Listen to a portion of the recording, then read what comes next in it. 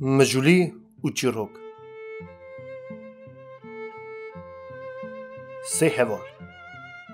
سه دسته براک دچن گندکی خریب میوانی خوایا مال رادبه حاضریا میوان تازه هاتی دوینه وقتا سلاف کلاوی ددنه هف خوای مالی نکاره تی درخه جه هر سه دسته براکا کی جان میزنه او دردکوه بردری و یک گازی دکه دپرسه بنا زانبه کی جان میزنه گازی یکی دکه دزیکوا دوه بردری جیرا دبیجه ببخشنه پرسا اتب تیتنه هون هر سیک چی هیون میزنه نوه دا کی جانه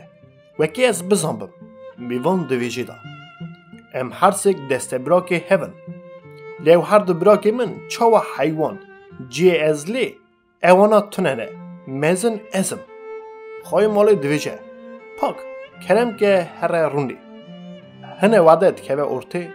خواه مالی گازی میوان دوداد که دویجه دا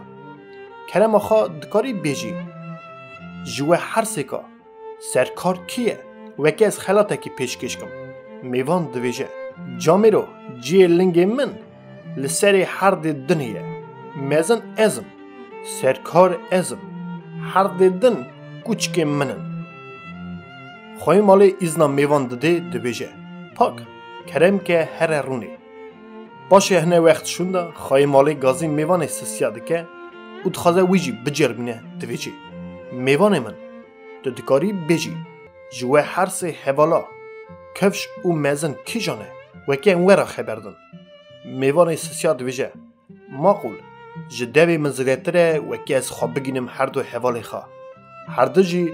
به چند سریا زیرترن یکی زیرتره سری وقتره از خلام وانم جه هر دو کی جانا را دخوازی خبر ده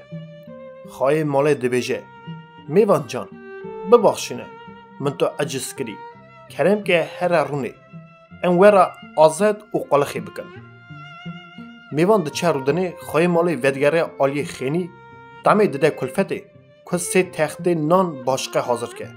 سر تخته که خوراک حیوان سر تخته که خوراک کلبا سر تخت دنیجی عزت قلخ لایق میوان مخول داینن هر سه تختا دبنه اوده تخت خوراک حیوان داتین بروی که گوته حوال من حیوانن از مرف تخت هستی سر داتین بروی میوانی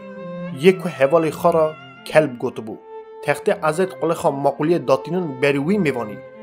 یک حوال خا سر خورا گرته بو وقتا میوان مطالمان بنا تخت باشقه خواه مالی گود کرم کن خوراکا خواب بخور هون چرا مطالمانه که چی خاصی حوال خورا هاتیه بروی